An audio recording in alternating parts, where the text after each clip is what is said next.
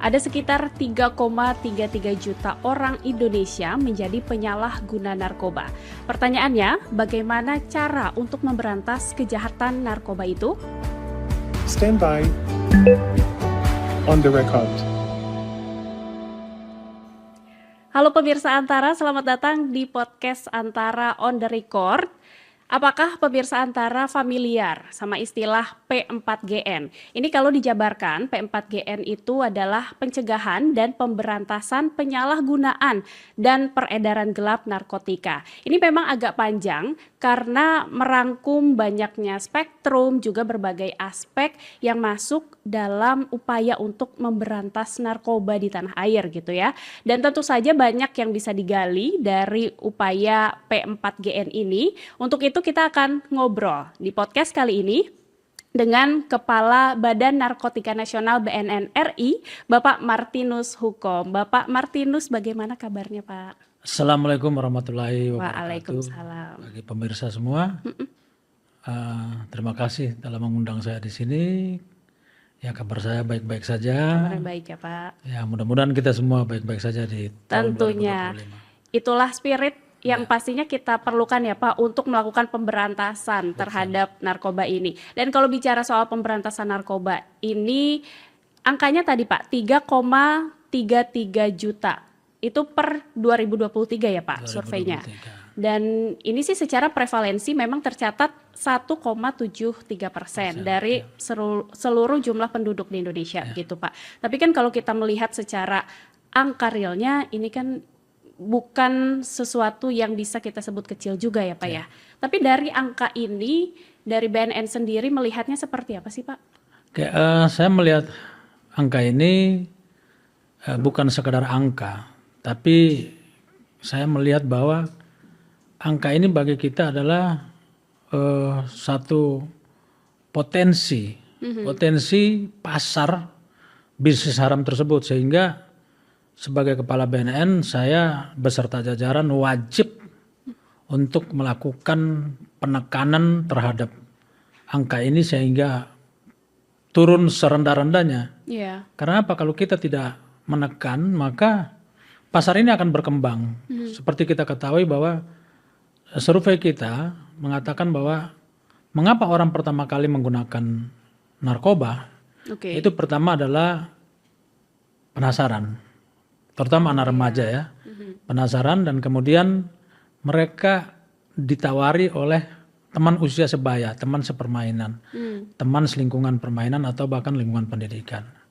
Nah ini dengan angka seperti ini, lalu kemudian survei kita sendiri mengatakan bahwa 312.000 remaja kita mengalami atau menyalahgunakan narkoba tersebut.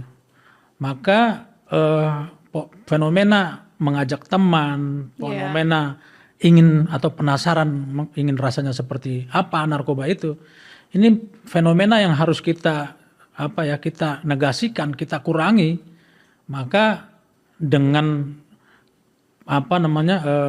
menekan potensi 3,33 juta, lalu kemudian khusus untuk remaja 312.000 anak remaja ini, itu kita bisa mengurangi pasar daripada mengecilkan, mempersempit lingkup pasar daripada bisnis haram tersebut.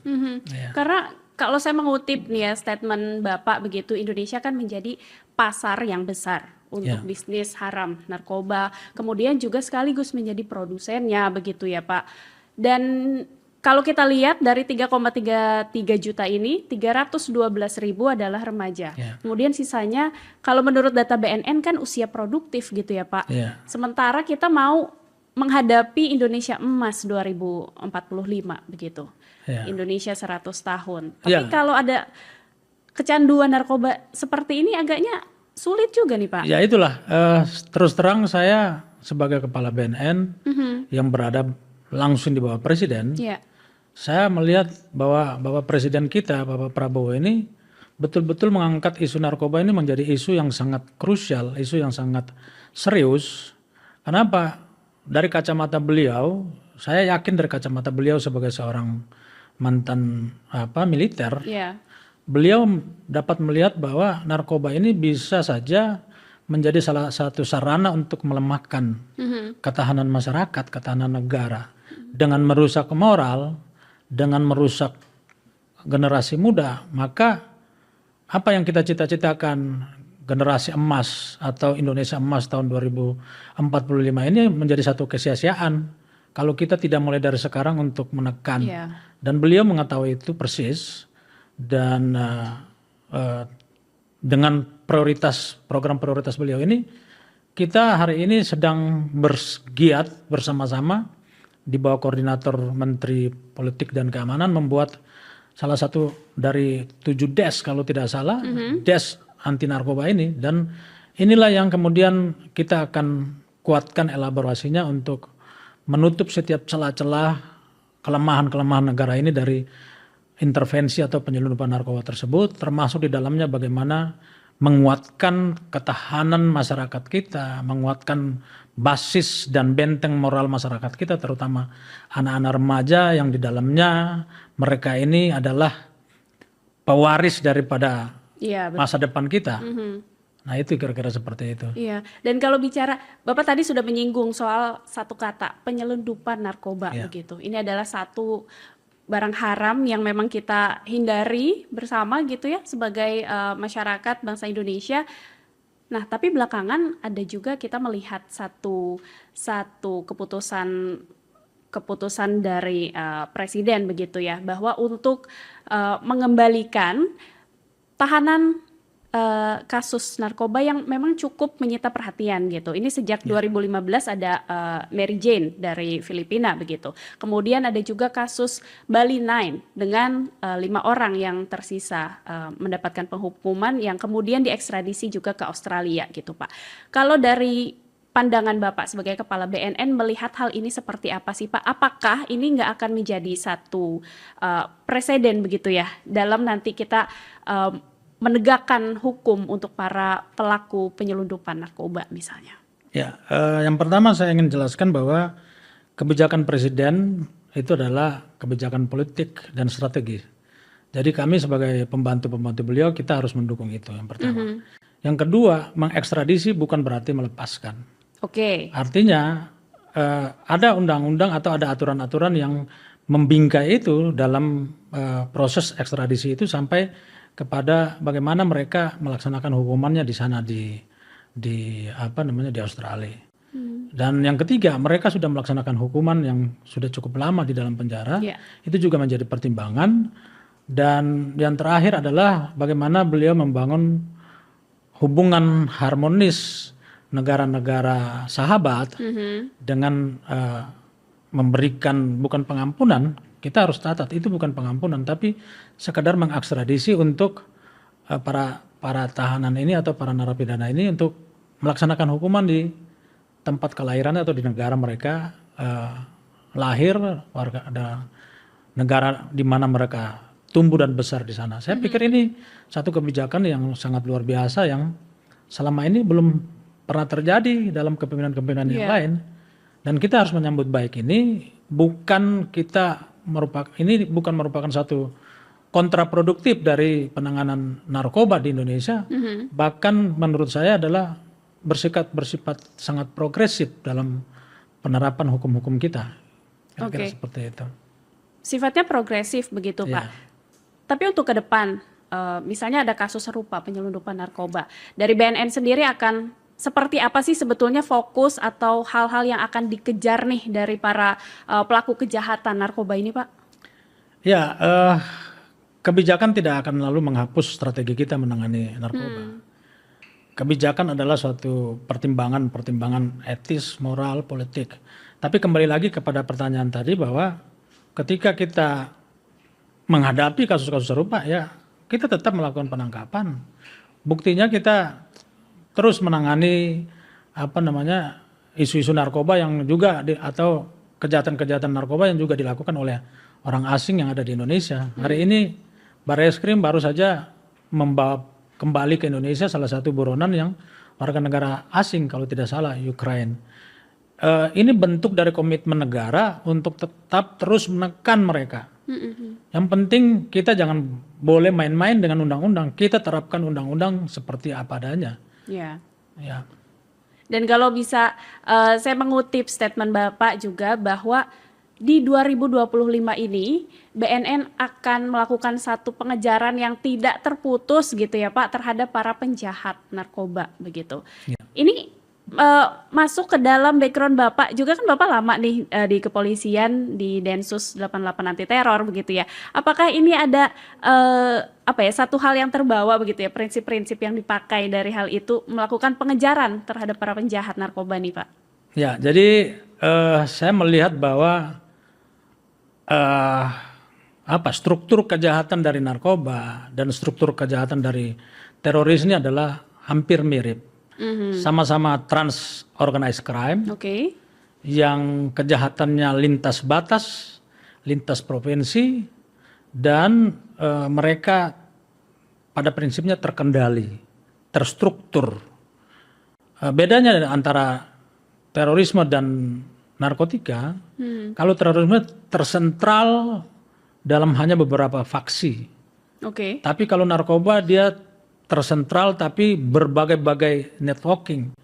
Maka bagaimana kita melakukan penekanan terhadap mereka, menekan mereka, maka kita harus membangun semacam kontra networking, kontra jaringan. Ketika mereka membangun jaringan, maka kita harus mengkontra juga dengan jaringan. Artinya ada penggelaran jaringan-jaringan intelijen di seluruh pelosok tanah air ini, seluas jaringan narkoba itu berada.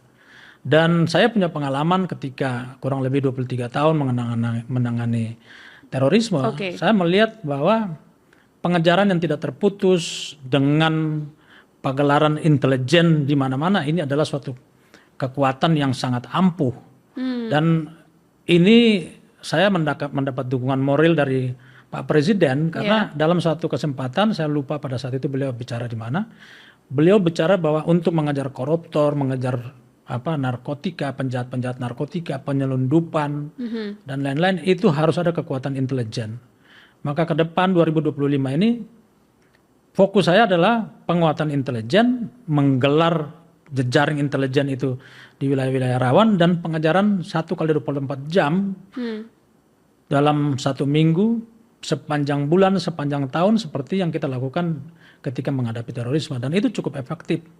Kita berhasil 2023 membuat Indonesia zero attack. Untuk Karena terorisme penguatan, gitu ya. Dan saya berharap jejaring intelijen yang kita sebarkan ini satu adalah memberikan dampak psikologi terhadap para bandar dan yang kedua adalah memberikan menguatkan deteksi dini sehingga kita lebih maju beberapa langkah dari para jaringan penjahat tersebut. itu ya. Oke. Tapi kalau bicara soal pemetaan dari jaringan itu sendiri begitu ya. Ini kan proses intelijensinya sudah juga masuk begitu ya di pengamatan ini. Kalau dipetakan titik-titik yang rawan di Indonesia itu mana saja sih Pak? Atau nggak usah kita sebutkan nama wilayahnya ya, tetapi bagaimana kriteria kewilayahannya misalnya? Apakah di pelabuhan kah lebih banyak atau di bandara kah atau seperti apa sebetulnya? Ya, jadi kalau bagaimana kita memetakan titik kerawanan, kita kembali kepada networking itu sendiri, jaring narkoba itu sendiri. Yang pertama kita bisa lihat bahwa core-nya itu di mana? Narkoba ini. Kita lihat yang bersifat sintetis itu dari luar negeri, rata-rata dari luar negeri. Baik itu dari Myanmar, di Afghanistan, kemudian di Golden Peacock atau di Amerika Latin. Dan bagaimana mereka memasukkan barang itu ke Indonesia. Kalau dari Myanmar mereka sudah barang tentu melewati perbatasan laut yang ada di sekitar Sumatera, kemudian Kalimantan Barat bagian utara dan Kalimantan Utara. Masuk lewat perairan Selat Karimata dan Kepulauan Riau. Ini semua adalah potensi-potensi masuknya penyelundupan narkoba. Kemudian kalau dari yang berbasis kepada tanaman, kita punya tanaman asli Indonesia itu Aceh dan di Medan yang mana produksinya adalah ganja. Itu juga yang harus menjadi fokus kita, fokus penyelidikan kita dan pemetaan intelijen kita Lalu kemudian yang kedua adalah pasar. Pasar itu tergantung kepada bagaimana masyarakat Indonesia rentan terhadap intervensi-intervensi narkoba tersebut. Seperti kita lihat munculnya kampung-kampung narkoba di mana-mana hari ini terjadi. Dan kami sedang fokus ke situ untuk bagaimana memisahkan masyarakat dengan bandar-bandar narkoba tersebut. Karena hari ini kita melihat bahwa bandar ini sekarang bercokol, melembaga, berstruktur di dalam masyarakat. Sehingga kenapa ini terjadi? Saya ingin menjelaskan lebih lanjut kenapa ini terjadi. Karena masyarakat-masyarakat yang terkooptasi ini adalah masyarakat-masyarakat yang tingkat kemiskinannya sangat memprihatinkan. Dan hadirnya para bandar ini seakan-akan memberi solusi kepada problem masyarakat tersebut. Secara ekonomi gitu Pak. Secara ekonomi. Padahal menurut saya masyarakat kita ini terprovokasi dan diberikan propaganda-propaganda yang ilusif. Kenapa? Sebenarnya mereka hanya memberikan keuntungan yang instan, padahal ada dampak yang sangat luar biasa daripada narkoba itu adalah kejahatan-kejahatan konvensional, kekerasan dalam keluarga, pencurian, pembunuhan, sex abuse, dan bermacam-macam penyakit masyarakat lainnya. Artinya melebar kepada kejahatan-kejahatan lain gitu Pak. Maka intelijen kita harus mampu selain petakan sumbernya, harus mampu memetakan masyarakat-masyarakat di mana mereka berada, si para bandar ini berada. Kita harus bisa mengurai hubungan-hubungan yang terbangun antara masyarakat dengan mereka. Kalau saya melihat ada 3 hubungan yang sangat menonjol dalam masyarakat, di mana satu mereka ada hubungan patron and client di situ. Kemudian hubungan simbiosis mutualisme, saling menguntungkan. Lalu kemudian karena 2 hubungan ini terjadi, maka masyarakat kemudian menjadi pelindung buat mereka. Nah itu yang harus kita urai, kita pisahkan masyarakatnya dengan menangkap para bandarnya dan memberikan edukasi, rehabilitasi, dan berbagai intervensi-intervensi sosial ekonomi kepada masyarakat yang rentan tadi. Sebelum lebih jauh Pak, kita mengurai lagi permasalahan masyarakat dan juga kaitannya dengan bandar narkoba begitu ya. Tadi kan Bapak sempat menyebutkan kalau ada jenis narkoba yang sintetis misalnya berasal dari luar Indonesia. Kemudian di Indonesia kita punya tanaman ganja begitu yang bisa tumbuh dengan subur kan Pak. Kemudian belakangan kan muncul juga narkotika jenis baru Pak. Gitu ya. NPS namanya. NPS, New Psychoactive Substances gitu. Dan NPS ini kalau kita sempat merecall gitu ya, Desember 2024 katanya menjelang tahun baru ada penggerebekan satu pabrik Happy Water misalnya. NPS yang ramai dan kemungkinan sangat berbahaya gitu ya untuk masuk dan menyebar di Indonesia sebetulnya apa aja sih Pak? Kemarin kita baru ketemu namanya DMT ya. DMT itu apa ya? Dia satu kimia yang memang memang fenomena baru ya, baru masuk ke Indonesia. Dia memberikan rasa khayalan atau ekstasi yang sangat tinggi. Kita bisa mengalami tren seperti, dan itu narkoba tersebut biasa digunakan, bukan narkoba ya, NPS tersebut. Ya narkoba lah, sejenis narkoba juga. Adalah narkoba yang atau zat yang berasal dari Amerika Latin, itu biasa digunakan oleh para kayak penyembuh tradisional yang mereka menggunakan efek trance itu, ekstasi untuk semacam menangkap sinyal-sinyal dari roh-roh halus lah seperti itu. Tapi itu ya kalau dipakai oleh manusia yang normal ya akan merusak karena menyerang kepada saraf. Dan itu biasanya zat ini biasanya ditemukan pada orang-orang yang bunuh diri. Dia punya keberanian untuk membunuh diri. Nah, itu kita temukan. Setelah menggunakan zat tersebut gitu DMT, Pak. DMT namanya. Itu kita temukan kemarin di Bali.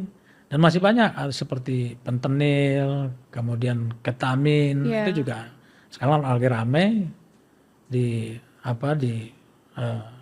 dunia hari ini. Iya, saya bisa lihat sih bahwa secara membuat penasaran, iya begitu ya. Mungkin ini akan membuat penasaran, tapi mungkin yang tidak banyak didapatkan juga adalah bagaimana efek sampingnya begitu. Ini bisa menyebabkan tadi Bapak bilang bunuh diri, kemudian bisa menyerang saraf dan lain-lain gitu ya. Mungkin harus ada lebih banyak edukasi atau sosialisasi di situ kali ya Pak ya. Ya, jadi menghadapi fenomena orang menggunakan narkoba untuk pertama kali ini, yang pertama kebetulan fenomena ini banyak di anak-anak remaja, anak-anak sekolah. Dua fenomena yang paling penyebab tertinggi dalam survei kita yaitu rasa penasaran dan ingin mencoba-coba. Ya, kita harus sadari bahwa anak-anak remaja kita ini kan mempunyai rasa ingin tahu itu tinggi sekali. Ya, itu sudah human being sebagai masyarakat atau sebagai anak Manusia remaja. begitu ya. Karena mereka pasti akan mengejar pengetahuan yang mereka cari. Bahkan hari ini kan kita lihat fenomena digitalisasi informasi, akhirnya mereka memiliki ruang pengetahuan, ruang untuk mencari pengetahuan yang sangat luas. Dan mereka meninggalkan pendekatan-pendekatan tradisional, termasuk di dalamnya akhirnya mereka meninggalkan juga patron-patron tradisional yang selama ini memberikan pendidikan moral, membangun pendidikan moral seperti orang tua, ustadz, guru, kepala lingkungan. Lalu mereka mencapai patron-patron yang abstrak, yang memberikan nilai-nilai baru kepada mereka.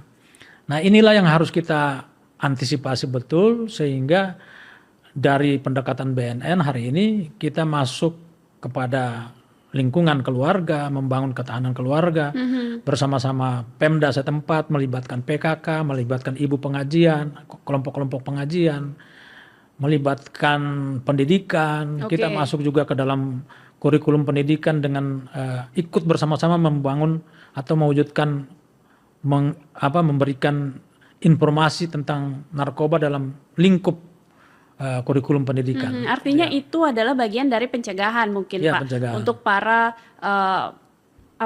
supaya tidak ada penyalahgunaan begitu. Tapi untuk penyalahguna narkotika sendiri, Bapak setuju nggak kalau kita menyebutnya sebagai satu korban dari kejahatan narkotika? Ya, saya sangat setuju sekali. Korban kejahatan narkoba ini adalah diri sendiri yang menggunakan itu. Artinya penyalahgunanya. Penyalahgunaan ini sebagai korban. Tapi kita juga perlu membingkai satu semacam aspek kognitif manusia ketika untuk pertama kali dia menggunakan. Kan ketika pertama kali dia menggunakan, dia pasti udah tahu. Kalau dia sudah mengetahui atau patut mengetahui bahwa narkoba itu adalah dilarang oleh undang-undang, maka niat untuk melakukan kejahatan itu sebenarnya itu sudah bentuk potensi kejahatan. Maka pada taraf itu saya ingin katakan bahwa orang yang pertama kali ingin menggunakan itu bukan korban, tapi dia adalah pelaku kejahatan. Maka kita harus melakukan satu pendekatan yang tidak sekedar menangkap, tapi kita mengurangi niat, mengurangi mensrea mereka dengan edukasi yang lebih dulu daripada niat itu terjadi. Nah, kira-kira seperti itu. Tapi apakah artinya itu pun pendekatan yang digunakan, kita sebutlah untuk para penyalahguna narkotika ini ya Pak, kita menggunakan pendekatan restoratif justice begitu. Karena ini kan ramai juga nih Pak belakangan bahwa penyalahguna itu baiknya mendapatkan bentuk rehabilitasi begitu dibandingkan hukuman di penjara misalnya seperti itu. Apakah hal seperti ini yang sekarang jadi fokus dari BNN atau seperti apa? Ya, restorasi justice dalam hal ini adalah kita melakukan pendekatan rehabilitasi. Kita tidak bisa keluar dari bingkai undang-undang kita yang sudah ada, yaitu Undang-Undang Nomor 35 Tahun 2009. Di situ ada beberapa pasal ya yang memberikan kewenangan kepada kita, BNN dan stakeholder terkait untuk melakukan pendekatan rehabilitasi sebagai bagian dari upaya restorasi justice tadi. Pasal 54, 55 itu mewajibkan setiap pengguna itu harus direhabilitasi. Kemudian pasal 103 itu memberikan kewenangan kepada hakim untuk memutuskan bahwa setiap pengguna baik yang yang terbukti maupun tidak terbukti untuk direhabilitasi. Pasal 127 memberikan otoritas kepada hakim untuk menghukum para pengguna, baik itu yang golongan 1, golongan 2, golongan 3. Artinya ada dua rezim hukum di sini yang harus kita aplikasikan. Yang pertama adalah rehabilitasi dan yang kedua adalah penghukuman. Untuk mencari jalan tengah supaya tidak multi interpretasi, maka Mahkamah Agung mengeluarkan SEMA, Surat Edaran Mahkamah Agung nomor 4 tahun 2010 tentang bagaimana kita mencari jalan tengah antara rezim penghukuman dan rezim rehabilitasi. Maka SEMA ini memberikan limitasi gramisasi daripada pengguna. Ketika dia ditangkap dengan di dalamnya ditemukan gramisasi tertentu, dia akan direhabilitasi atau akan dihukum. Proses ini itu melalui satu proses namanya tim asesmen terpadu. Tim inilah yang mengasesmen apakah seorang pengguna yang kedapatan atau seorang manusia, seorang tersangka yang ditangkap menggunakan di dalamnya di tangannya ada narkoba ini, apakah dia pengguna atau pengedar. Nah, ini tim inilah yang akan memberikan asesmen dia untuk memutuskan dia pengguna atau tidak. Dia pengedar, tapi dia juga pengguna atau tidak. Inilah yang akan kemudian menjadi standing atau moral standing bagi hakim, bagi jaksa untuk mendakwa, menuntut dan mendakwa dan memutuskan apakah dia akan dihukum atau tidak. Pasal 127 Undang-Undang Nomor 35 Tahun 2009 ini mengamanatkan putusan hakim harus merujuk kepada pasal 54 dan 55 dan 103 tadi. Artinya rehabilitasi menjadi standar tertinggi daripada penegakan hukum di situ bagi para pengguna. Ya, makasih. Dengan rehabilitasi ini kalau Bapak melihat efektivitasnya sejauh ini seperti apa, Pak? Karena kalau kita bicara soal penegakan hukum gitu ya, kita kan selalu bicara mengenai efek jerak lah begitu, agar tidak melakukan lagi hal atau kejahatan yang serupa gitu. Dari rehabilitasi ini seperti apa? Kalau kita melihat rehabilitasi dengan pendekatan BNN, kita punya dua pendekatan besar ya, pendekatan intervensi medis dan intervensi rehabilitasi sosial. Medis juga ada beberapa cara. Yang pertama adalah pendekatan 3 bulan rawat inap bagi yang sedang, kemudian 3 bulan bagi yang rawat inap bagi yang agak berat, dan ada perawatan khusus 6 bulan. Rata-rata yang dari hasil pendekatan rawat inap ini tidak ada terjadi relapse atau tidak ada pengulangan. Biasa yang terulang itu adalah pendekatan-pendekatan yang rawat jalan, karena ketika rawat inap dia terputus secara sosial dari lingkungan bandarnya. Dia terawasi intervensi setiap hari, ada intervensi medis, ada intervensi moral di situ. Artinya intensif begitu intensif, ya, Pak? Tapi kalau rawat jalan, maka peluang untuk relapse itu tinggi sekali. Karena apa? Dia kembali, dan seharusnya kita, komunitas masyarakat harus terlibat di situ untuk mengawasi dia. Karena ketika tidak mengawasi dia, maka yang datang adalah para bandar, karena pasar harus dijaga terus. Dia harus pasar mereka itu harus dijaga. Uangnya harus terus muter ya, Pak? Harus terus muter. Maka hari ini saya menghimbau kepada keluarga-keluarga yang anaknya atau yang saudaranya terlibat narkoba, lalu kemudian dia mengikuti rawat jalan, mari kita sama-sama mengawasi mereka supaya ada terjadi pemutusan jaringan di situ. Nah itu. Dan itu mungkin pemirsa Antara harus jadi perhatian kita bersama, dan terima kasih Bapak untuk ngobrol-ngobrolnya. Ini kita menggali banyak hal soal P4GN tadi ya. Ada pencegahan dan juga pemberantasan penyalahgunaan dan peredaran gelap narkotika. Aduh, ini panjang sekali, tapi tentu saja kita mencoba sama-sama bersama masyarakat juga untuk bisa sama-sama memberantas kejahatan narkotika ini. Oke, dan pemirsa Antara, itulah ngobrol-ngobrol dengan Kepala BNN mengenai bagaimana pemberantasan narkotika. Jangan lupa untuk menyimak podcast Antara di YouTube Antara TV Indonesia dan antaranews.com, juga untuk mendengarkan audionya di Noise dan Spotify Podcast Antara. Pemirsa, kita akan ketemu lagi di episode podcast Antara berikutnya. Sampai jumpa.